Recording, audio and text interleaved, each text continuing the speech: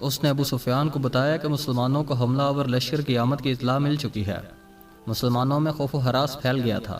اس یہودی جاسوس نے بتایا سارے شہر پر خوف طاری ہو گیا تھا، لیکن محمد اور اس کے قریبی حلقے کے آدمیوں کی للکار پر مسلمانوں کے دل مضبوط ہو گئے۔ گلی کوچوں میں ایسے اعلان ہونے لگے جن سے تمام شہر کا جذبہ اور حوصلہ اونت کر آیا اور مسلمان لڑائی کے لیے ایک جگہ اکٹھے ہونے لگے۔ میرے خیال میں ان کی تعداد 3000 سے زیادہ نہیں ہوگی۔ مورخ لکھتے ہیں کہ مسلمانوں کی تعداد 3000 سے زیادہ نہ تھی۔ انہیں اطلاع مل چکی تھی کہ مدینہ پر حملہ کے لیے جو لشکر آیا ہے اس کی تعداد 10,000 ہے، جس میں سینکڑوں گھڑ سوار اور شتر سوار بھی ہیں۔ اس وقت تک عرب کی سرزمین میں کسی لڑائی میں اتنا بڑا لشکر نہیں دیکھا تھا۔ تعداد کو دیکھا جاتا اور فن حرب و ضرب کے پیمانے سے دونوں اطراف کو ناپا تولا جاتا تو مسلمان کو لڑے بغیر ہتھیار ڈال دینے چاہیے تھے، یا وہ رات کی تاریکی میں مدینہ سے نکل جاتے اور کسی اور بستی میں اپنا ٹھکانہ بناتے۔ کوئی سوچ بھی نہیں سکتا تھا کہ 3000 مسلمان 10,000 کے لشکر کا مقابلہ ذرا سی دیر کے لیے بھی کر سکیں گے۔ 10,000 لشکر نہایت آسانی سے مدینہ کی اینٹ سے اینٹ بجا سکتا تھا، لیکن یہ حق اور باطل کی ٹکر تھی۔ یہ اللہ کے آگے سجدہ کرنے والوں اور بت پرستوں کا تصادم تھا۔ خدا کو حق کا ساتھ دینا تھا۔ خدا کو اپنے اس عظیم پیغام کی لاج رکھنی تھی جو اس کی ذات باری نے غار حرا میں عرب کے سپوت کو دیا تھا اور اسے رسالت عطا کی تھی۔ خدا ان کا ساتھ دیتا ہے جن کے دلوں میں حق اور صدق ہوتا ہے۔ یہ نبی کریم صلی اللہ علیہ وآلہ وسلم کی للکار تھی جو مدینہ کے گلی کوچوں میں سنائی دے رہی تھی۔ لیکن اے اللہ کی عبادت کرنے والوں، خدا تمہارا ساتھ اسی صورت میں دے گا جب تم دلوں سے خوف و ہراس نکال کر ایک دوسرے کا ساتھ دو اور اپنی جانیں اللہ کے راہ میں قربان کر دینے کا عزم کرو گے۔ جو ہمارے اللہ کو نہیں مانتا اور جو ہمارے دین کو نہیں مانتا وہ ہمارا دشمن ہے اور اس کا قتل ہم پر فرض ہے۔ یاد رکھو قتل کرنے کے لیے قتل ہونا بھی پڑتا ہے۔ ایمان سے بڑھ کر اور کوئی طاقت نہیں جو تمہیں دشمن سے بچا سکے گی۔ تمہیں دفاع مدینہ کا نہیں اپنے عقیدے کا کرنا ہے۔ اگر اس عزم کے ساتھ آگے بڑھو گے تو 10,000 پر غالب آ جاؤ گے۔ خدا سوئے ہوئے یا خوفزدہ انسان کو معجزہ نہیں دکھایا کرتا۔ اپنے عقیدے اور اپنی بستی کے دفاع کا معجزہ تمہیں خود دکھانا ہے۔ نبی کریم صلی اللہ علیہ وآلہ وسلم نے مدینہ والوں کا حوصلہ اس قدر مضبوط کر دیا تھا کہ وہ اس سے بڑے لشکر کے مقابلے کے لیے بھی تیار ہو گئے، لیکن رسول خدا اس سوچ میں ڈوب گئے تھے کہ اتنے بڑے لشکر سے مدینہ کو بچانا کس طرح ممکن ہو سکتا ہے۔ آپ صلی اللہ علیہ وآلہ وسلم کو یہ تو پورا یقین تھا کہ خدا حق پرستوں کے ساتھ ہے، لیکن حق پرستوں کو خود بھی کچھ کر کے دکھانا تھا۔ بچاؤ کی کوئی صورت نظر نہیں آ رہی تھی۔ خدا نے اپنے نام لیواؤں کی مدد کا انتظام کر رکھا تھا۔ وہ ایک انسان تھا جس نے عمر کے آخری حصہ میں اسلام قبول کیا تھا۔ اس انسان کا نام سلمان فارسی رضی اللہ تعالیٰ عنہ تھا۔ سلمان فارسی آتش پرستوں کے مذہبی پیشوا تھے، لیکن وہ شب و روز حق کی تلاش میں سرکردہ رہتے تھے۔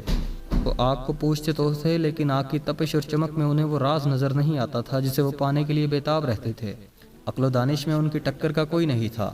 آتش پرست انہیں بھی اس طرح پوجتے تھے جس طرح آگ کو۔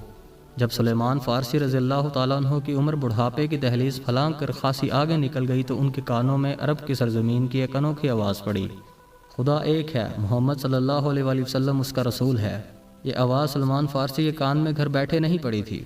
ان کی عمر علم کی تلاش میں سفر کرتے گزر رہی تھی۔ وہ تاجروں کے قافلے کے ساتھ شام میں آئے تھے، جہاں قریش کے تاجروں کے قافلے اور کچھ مسلمان تاجر بھی جایا کرتے تھے۔ قریش کے تاجروں نے سلمان فارسی کو طنزیہ اور مزاحیہ انداز میں بتایا کہ ان کے قبیلے کے ایک آدمی کا دماغ چل گیا ہے اور اس نے نبوت کا دعویٰ کیا ہے۔ ایک دو مسلمانوں نے عقیدت مندی سے سلمان فارسی کو نبی کریم صلی اللہ علیہ وآلہ وسلم کا عقیدہ اور آپ کی تعلیمات سنائیں۔ سلمان فارسی یہ سب سن کر چونک پڑے۔ انہوں نے ان مسلمانوں سے کچھ اور باتیں پوچھیں۔ انہیں جو معلوم تھا وہ انہوں نے بتایا، لیکن سلمان فارسی تشنیگی محسوس کر رہے تھے۔ وہ اتنا متاثر ضرور ہو گئے تھے کہ انہوں نے نبی کریم صلی اللہ علیہ وآلہ وسلم تک پہنچنے کا فیصلہ کر لیا۔ کچھ عرصہ بعد سلمان فارسی رسول خدا صلی اللہ علیہ وآلہ وسلم کے مقدس سائے میں جا بیٹھے۔ انہیں وہ راز مل گیا جس کی تلاش میں وہ مارے مارے عمر گزار رہے تھے۔ انہوں نے رسول اللہ صلی اللہ علیہ وآلہ وسلم کے دست مبارک پر اسلام قبول کر لیا۔ اس وقت تک سلمان فارسی بڑھاپے کی آخری حصہ میں پہنچ چکے تھے۔ اپنے ملک میں سلمان فارسی صرف مذہبی پیشوا ہی نہ تھے، وہ جنگی علوم کے ماہر تسلیم کیے جاتے تھے۔ اس دور کے مذہبی پیشوا بھی جنگ و جدل اور سپاہ گیری کے ماہر ہوتے تھے۔ علم و ادب کے عالم بھی سپاہی ہوتے تھے، لیکن سلمان فارسی کو خدا نے جنگ و جدل کے امور میں غیر معمولی ذہانت دی تھی۔ اپنے ملک میں جب کوئی لڑائی ہوتی تھی یا دشمن حملہ ور ہوتا تھا تو سلمان فارسی کو بادشاہ طلب کر کے صورتحال ان کے آگے رکھتا اور مشورے لیتا تھا۔ نامور سالار بھی ان کے شاگرد تھے۔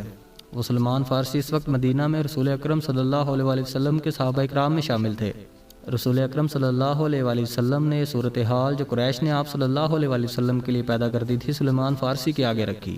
خندق کھودو جو سارے شہر کو گھیرے میں لے لے۔ سلیمان فارسی نے کہا۔ رسول کریم صلی اللہ علیہ وآلہ وسلم اور وہاں بیٹھے ہوئے تمام صحابہ اکرام اور سالار ایک دوسرے کے منہ کی طرف دیکھنے لگے کہ سلیمان فارسی نے یہ کیا کہہ دیا ہے۔ عرب خندق سے واقف نہیں تھے، فارس میں جنگوں میں خندق کا رواج تھا۔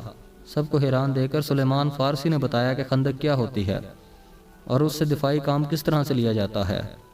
رسول کریم صلی اللہ علیہ وآلہ وسلم جو خود تاریخ کے نامور سالار تھے خندق کی ضرورت اور افادیت کو سمجھ گئے، لیکن آپ صلی اللہ علیہ وآلہ وسلم کے دیگر سالار شش و پنج میں پڑ گئے۔ ان کے لیے اتنے بڑے شہر کے ارد گرد اتنی چوڑی اور اتنی بڑی خندق کھودنا ناقابل فہم نہیں تھا، لیکن ان رسول خدا صلی اللہ علیہ وآلہ وسلم کا حکم ماننا تھا۔ خندق کی لمبائی، چوڑائی اور گہرائی کا حساب کر لیا گیا۔ رسول خدا صلی اللہ علیہ وآلہ وسلم نے خندق کھودنے والوں کی تعداد کا حساب کیا۔ آپ صلی اللہ علیہ وآلہ وسلم نے کھدائی کا کام اس تعداد پر تقسیم کیا تو 110 آدمیوں کے حصہ میں 40 ہاتھ کھدائی آئی۔ تو رسول خدا صلی اللہ علیہ وآلہ وسلم نے دیکھا کہ لوگ خندق کو ابھی تک نہیں سمجھے اور وہ کھدائی سے ہچکچا رہے ہیں، تو آپ صلی اللہ علیہ وآلہ وسلم نے کھدال اٹھائی اور کھدائی شروع کر دی۔ یہ دیکھتے ہی مسلمان کھدالیں اور بیلچے لے کر نعرے لگاتے ہوئے زمین کا سینہ چیرنے لگے۔ ادھر سے اس وقت ایک شاعر حسن بن ثابت آ گئے۔ حسن مشہور نعت گو تھے جنہیں رسول اکرم صلی اللہ علیہ وآلہ وسلم اکثر اپنے ساتھ رکھا کرتے تھے۔ اس موقع پر جب مسلمان خندق کھود رہے تھے، حسن نے ایسے اشعار ترنم سے سنانے شروع کر دیے کہ خندق کھودنے والوں پر وجد اور جنون کی کیفیت طاری ہو گئی۔ خندق کی لمبائی چند گز نہیں تھی، اسے میلوں دور تک جانا تھا۔ شخین کی پہاڑی سے لے کر جبل بن عبید تک یہ خندق کھودنی تھی۔ زمین نرم بھی تھی اور سنگلاخ بھی تھی، اور یہ نہایت تیزی سے مکمل کرنی تھی کیونکہ دشمن سر پر آن پہنچا تھا۔ قریش کا لشکر اس عجیب و غریب طریقہ دفاع سے بے خبر احد کی پہاڑی کی دوسری طرف خیمہ زن تھا۔ اس کے پیچھے یہودیوں کا ہاتھ تھا۔ چلتے چلتے خالد کو اپنی آواز سنائی دینے لگی۔ اہل قریش تو ٹھنڈے پڑ گئے تھے، ان پر مسلمانوں کی دھاک بیٹھ گئی تھی۔ گھوڑا اپنی مرضی کی چال چلا جا رہا تھا۔ مدینہ ابھی دور تھا۔ خالد کو جھیپ سی محسوس ہوئی۔ اس کے قبیلہ قریش نے اسے شرمسار کر دیا تھا۔ اسے یہ بات اچھی نہیں لگی تھی کہ یہودیوں کے اکسانے پر اس کے قبیلے کے سردار اور سالار ابو سفیان نے مدینہ پر حملے کا فیصلہ کر لیا تھا، لیکن وہ خوش تھا کہ حملے کا فیصلہ تو ہوا۔